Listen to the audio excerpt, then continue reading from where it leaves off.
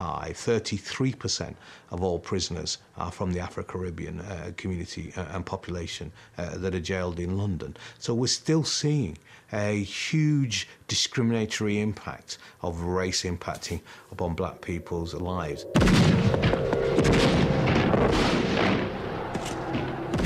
Though the former colonies are now independent, the global racial order remains intact. The distribution of wealth and power across the world hasn't changed since the days when ideas of racial hierarchy legitimized colonial conquests. White people in the Northern Hemisphere remain relatively rich and long-living, while the non-white peoples of Asia and Africa endure poverty and disease. Even in South Africa, the defeat of apartheid in 1994 hasn't resulted in the redistribution of wealth that was hoped. Today, the wealth gap between the average black person and the white rich is greater in real terms than it was in 1990 when the white supremacists ruled. It's one of the deals that had to be cut. If you want to strip it of a lot of the verbiage, what it came down to was that, well, the whites would accept democracy provided that they weren't stripped of the property they'd acquired as a result of racial oppression. That's basically what the deal was. If, when the African National Congress took over, they had said, okay, we want just not a political revolution, but an economic one. We're going to radically redistribute the wealth of this country, as we've been promising all these years, you know, to give the mines to those who work in them and the factories to those who work in them and so forth. I think they would not have been allowed to be part of the international economic system. And I think that probably the majority of the white population would have left the country if their wealth had been taken away from them, their land had been taken away from them, as happened in Zimbabwe, for example. And economically, that would have been disastrous.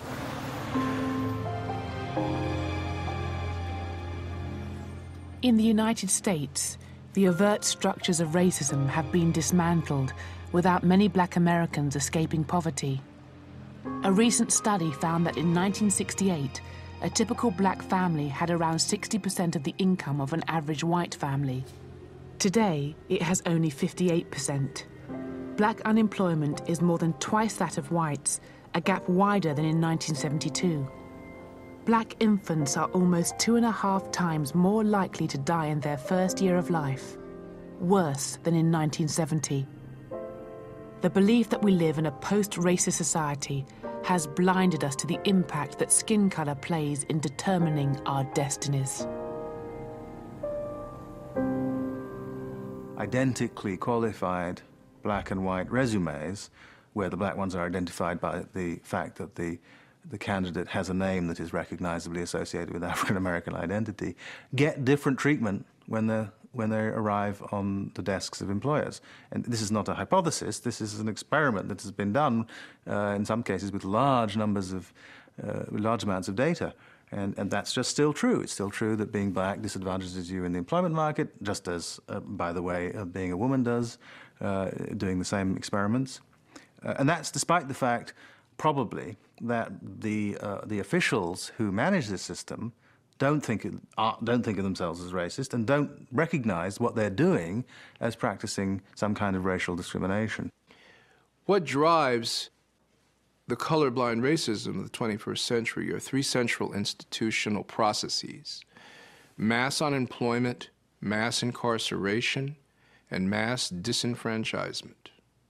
Mass unemployment, that is, for young black and Hispanic males between the ages of about 18 years to 35 years. In 1980, there were about 500,000 prisoners in the United States. Today, there are 2.3 million. About half of them are black in the United States. And so this process of mass incarceration in many states leads to the third pillar of colorblind racism, which is mass disenfranchisement. So in the state of Florida, in the year 2000, where George Bush wins the presidency by fewer than 600 votes. In that state, 818,000 Florida citizens who live in that state, they pay taxes to the United States, could not vote for the rest of their lives. Disenfranchisement is not the only feature of Jim Crow to have resurfaced. In the mid-1990s, The Bell Curve became a bestseller by claiming that black people's poor performance in IQ tests proved their innate intellectual inferiority to white people. This was used to justify cutting back black people's benefits. But later criticisms were given little media attention. Its research relied on funding from the Pioneer Fund, a trust endowed by a Nazi sympathizer. Its authors acknowledged help from a professor who writes, "What is called for here is not genocide of incompetent cultures, but the phasing out of such peoples." It was suggesting you can throw all the money you want and you can try to give them all the education you want, it will be a waste. A pig is a pig is a pig is a pig, and you can't put a pig in a chicken coop, because pigs are pigs, and chickens are chickens, and eagles are eagles. And so what it was trying to suggest is that all the social programming and social engineering that you're putting forth to help black people is all for naught, because they're inherently inferior. Today, science is eroding the biological basis for the idea of race.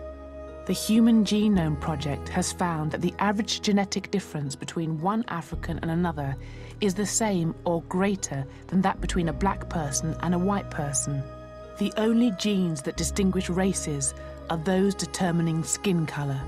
And yet for many people, those genes, just 5 out of around 25,000, continue to shape destinies and determine fates.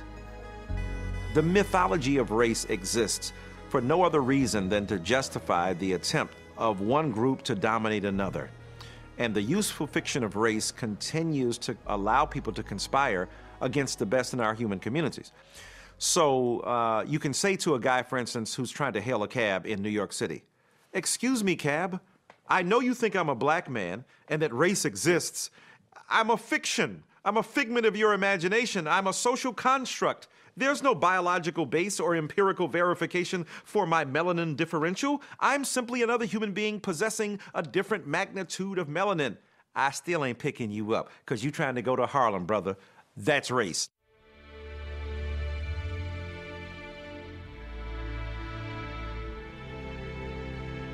Despite the long struggle against racism, it continues to pollute our mental environment.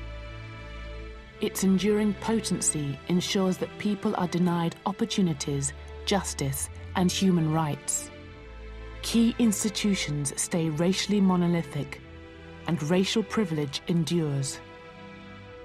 For 5 centuries, racism has legitimized assassination, massacres, and genocides.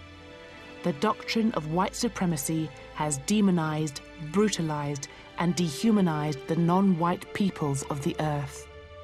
Racism has been the global driving force behind the dispossession of continents, the destruction of civilizations, and the extermination of entire peoples. The legacy of enslavement and empire has created deadly divides between the West and the rest. In scientific terms, racial differences have no material significance. Yet racism continues to shape the destinies of individuals and nations all over our world.